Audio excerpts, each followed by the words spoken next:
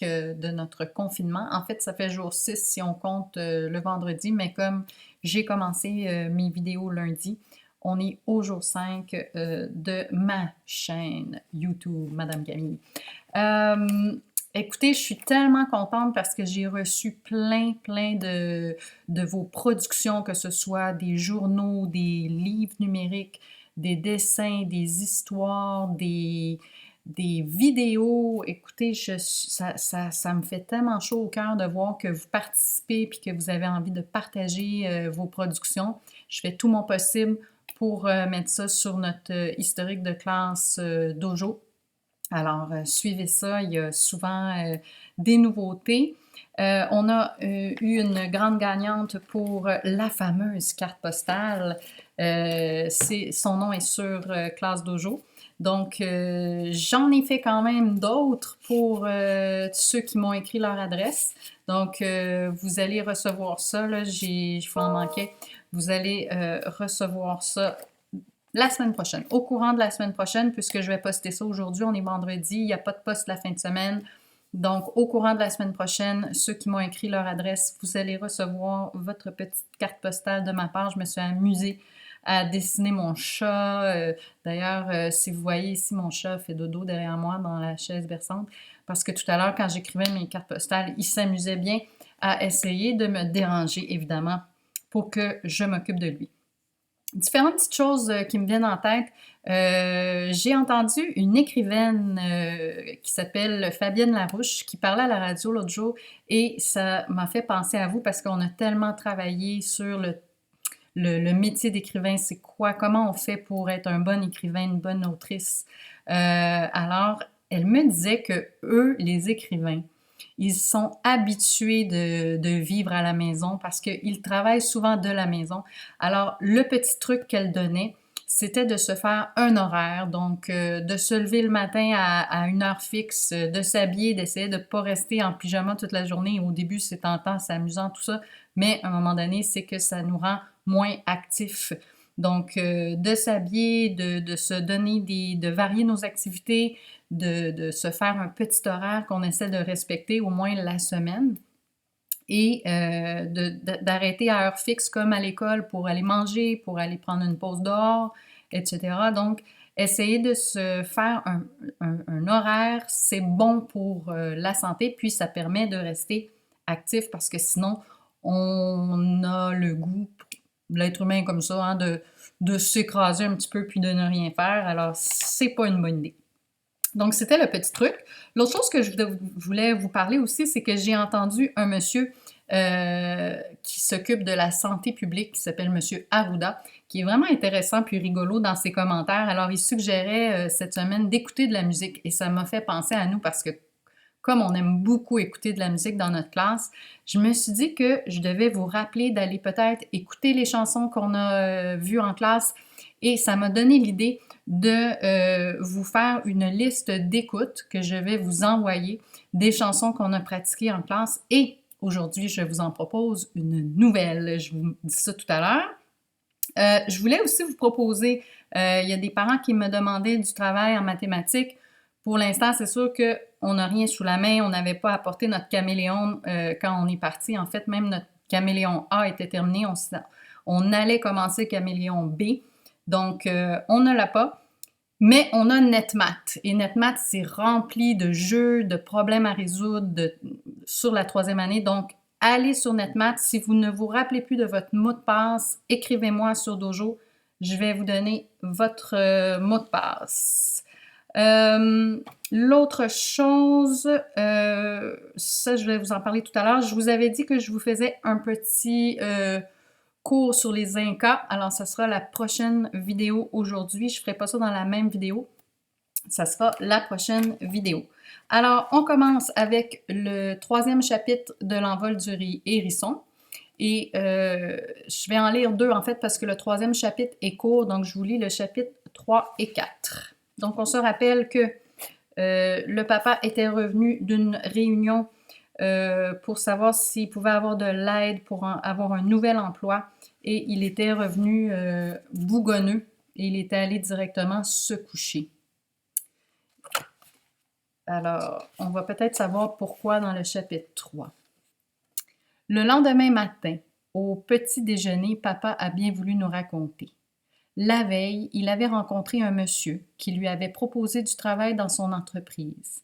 Et puis, quand il avait vu son âge, il avait dit qu'il avait besoin de quelqu'un de plus jeune pour le poste. Il était désolé et tout, mais papa, ça lui a fichu un coup. Encore plus que quand son usine a fermé. Mon père, il a 50 ans. Pour un papa, d'accord, c'est un peu vieux. À l'école, on croit souvent que c'est mon grand-père. C'est même pour ça que je suis fille unique. Il arpentait la cuisine en criant « Vieux! Moi! Regardez un peu si je suis vieux! » Il s'est accroupi plusieurs fois pour montrer que tous ses muscles fonctionnaient bien. Il a fait des moulinettes avec les bras, comme les danseurs du tectonique. Là, j'ai eu envie de rire, mais c'était vraiment pas le moment. Papa était tout rouge et il criait de plus en plus fort. Maman s'est levée et l'a entouré de ses bras. Elle l'a serré contre elle et il a commencé à se calmer. Il s'est assis, puis il a mis sa tête dans ses mains et il a pleuré.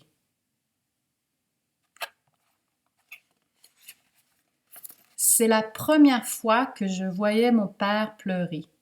Un père, normalement, c'est fait pour consoler. Mon père, c'est mon rempart, mon barrage. Mais mon barrage venait juste de rompre et toute la rivière est entrée dans la maison. L'eau est montée jusque dans mes yeux. J'ai senti que j'allais me noyer avec toute cette eau. Et puis maman a touché mon bras. Eugénie, c'est l'heure. Je t'emmène à l'école. C'est comme si elle m'avait lancé une bouée de sauvetage au milieu d'une mer en furie. Je l'ai attrapée et je me suis agrippée de toutes mes forces. Et puis j'ai nagé jusqu'à l'école. Alors, juste, ça c'est la fin du chapitre 3. Je ne sais pas si vous avez remarqué, mais l'autrice, c'est bien une autrice, oui, elle s'appelle Agnès. L'autrice, elle utilise une technique qu'on appelle, ça ressemble à une comparaison. Alors, depuis le début, je ne sais pas si tu as remarqué, mais elle compare les problèmes de son papa avec de l'eau. Hein? C'est comme une inondation et son papa s'accroche à des petits projets pour ne pas se noyer. Donc, ce sont des images. Hein? C'est pas vraiment que le papa va se noyer ici dans ce chapitre. C'est pas vraiment que l'eau entre dans la maison ou que la rivière va jusqu'à l'école et qu'elle nage. C'est une image. On appelle ça une métaphore. Une métaphore, c'est quoi? Ça a l'air compliqué comme mot, mais c'est tout simplement une comparaison sans utiliser un mot de comparaison comme ou tel que. Donc, l'auteur écrit sa phrase, mais c'est bien évident que c'est pas la réalité, mais qu'elle veut créer une image pour nous faire ressentir davantage ce qui se passe, les émotions, et c'est vraiment comme une, une exagération en quelque sorte. Chapitre 4. Eugénie, tu joues? C'est Pia, ma meilleure copine, avec ses couettes et sa bouille de clown. Normalement, dès que je la vois, je ris. Mais là, j'avais pas du tout envie de jouer ni de rire. J'avais un gros poids sur ma poitrine, un poids tellement lourd qu'il m'empêchait de respirer. Alors, tu viens, oui ou non? Elle s'est mise à sortir de grosses billes de son sac et à les lancer sur le goudron de la cour. On dirait que tu t'es levé du pied gauche aujourd'hui. J'ai hoché la tête. Je n'ai rien dit à Pia pour mon père. Je pensais qu'il allait vite retrouver du travail, et puis j'avais un petit peu honte, je crois. Quentin est passé près de nous en courant. Il m'a tapé sur la tête comme il fait toujours. Ça n'amuse que lui. Il s'en fiche que j'ai mal. Alors, les filles, ça boum! Laisse-nous tranquilles, a répondu Pia. Les garçons de la classe, c'est vraiment pas des finauds, toujours en train de chercher la bagarre. C'est les hormones qui travaillent, dit toujours maman. Eh bien, moi aussi aujourd'hui, j'ai des hormones qui font la course à l'intérieur de moi. Voyez-vous, ça, c'en est une autre métaphore. J'ai des hormones qui font la course à l'intérieur de moi. Alors, les hormones, c'est comme des petits produits chimiques dans notre corps qui nous font faire des réactions. Et donc, est-ce qu'ils font vraiment la course? Pas vraiment. Est-ce qu'il y a un mot de comparaison? Comme? Non. Mais c'est une comparaison qu'on appelle une métaphore. Interro surprise, a dit la maîtresse en entrant en classe. Interro, c'est examen. Donc, examen pas prévu, examen surprise. D'habitude, j'adore les maths, mais là, tous les chiffres s'embrouillaient. Pia et Quentin étaient concentrés sur leurs feuilles et ils écrivaient vite en serrant leur stylo comme quand on a tout compris. Dans ma tête à moi, c'était tout noir, comme si la lumière s'était éteinte. J'ai posé mon crayon et j'ai regardé par la fenêtre. J'aurai 0, c'est pas la fin du monde. Le soir, à la maison, j'ai trouvé papa la tête plongée dans ses papiers. Il y en avait partout. Ça recouvrait toute la table de la salle à manger. Comment on va faire? Mais comment on va faire? Il répétait ça en tapotant de l'index sur sa machine à calculer. J'ai mis mes bras autour de son cou. Comment on va faire quoi, papa? Il a montré le plafond, les fenêtres et les murs. Pour payer tout ça, si je trouve pas de travail, on est foutu. Je me suis éloignée et j'ai regardé mon père. Il n'était pas rasé et la manche de son t-shirt était trouée. Soudain, il avait l'air vieux et j'ai eu peur. Peur de ne plus avoir de maison, d'argent, ni de père. Peur de ne plus avoir de vie. Alors j'ai couru chez Mehdi. Aimé m'a accueilli avec son grand rire, son Ah, ma fille! Et ses gâteaux au miel. Ça sentait bon le thé à la menthe et la lessive. J'ai fermé les yeux et j'ai écouté les cris. Ils ont fait comme une musique dans ma tête. Les sons me rassuraient et m'emportaient loin du silence de chez moi. On se rappelle que Mehdi, c'est son voisin, hein, son copain, qui a une grande famille. Mehdi a pris ma main et m'a entraînée vers la petite cabane en plastique. On a mis nos chapeaux de pirates et on a brandi nos épées imaginaires. Mehdi a largué les amarres et j'ai hissé la voile.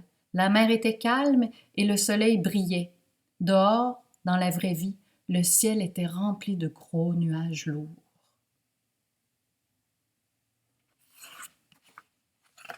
Donc, c'était le chapitre 4. Donc, on voit que Mehdi aide Eugénie à se changer les idées et avec des jeux imaginaires aussi, ça lui permet de voir autre chose que la déprime qu'il y a chez elle. Donc, même en allant de nulle part, notre imaginaire nous fait voyager. Et les livres aussi nous font voyager, hein, parce que quand on n'a rien à faire puis qu'on est pris à la maison, bien, lire un roman qui se passe ailleurs, dans une autre vie qu'on ne connaît pas, bien, ça nous permet de rencontrer d'autres personnes, hein. Moi, je rencontre Eugénie, je rencontre Mehdi quand je lis ce livre. Et ça me permet, même si ce sont que des personnages, ça me permet quand même d'avoir l'impression d'aller à la rencontre de quelqu'un. C'était pour notre roman L'envol du hérisson. Et pour terminer, il ne reste plus beaucoup de temps, je veux te suggérer une activité aujourd'hui. C'est vendredi, on va faire ça léger. Alors, à Montréal, j'ai entendu parler d'une activité qui consiste à ce que les enfants fassent des arcs-en-ciel avec la petite phrase « ça va bien aller » inscrite et coller ça dans la fenêtre de sa maison vers la rue. Et ça fait comme un petit rallye quand on se promène dans la rue. On voit ces arcs-en-ciel et ça nous donne espoir, ça nous relie aux autres encore une fois. Donc, je t'invite à faire ton arc-en-ciel aujourd'hui, à le coller dans ta fenêtre, comme ça, il y aura plein d'arc-en-ciel à Sutton aujourd'hui. Moi, je vais coller le mien ici à Shefford. Alors, pour terminer avec le thème des arcs-en-ciel, je te suggère une musique. Tu te rappelles de Polo et Pan avec la canopée? Alors, la musique d'aujourd'hui, c'est justement l'arc-en-ciel de Polo et Pan. Et donc, je t'en fais jouer un extrait si je peux y arriver. Alors, voilà. c'est parti et je te souhaite une super journée. Bye bye!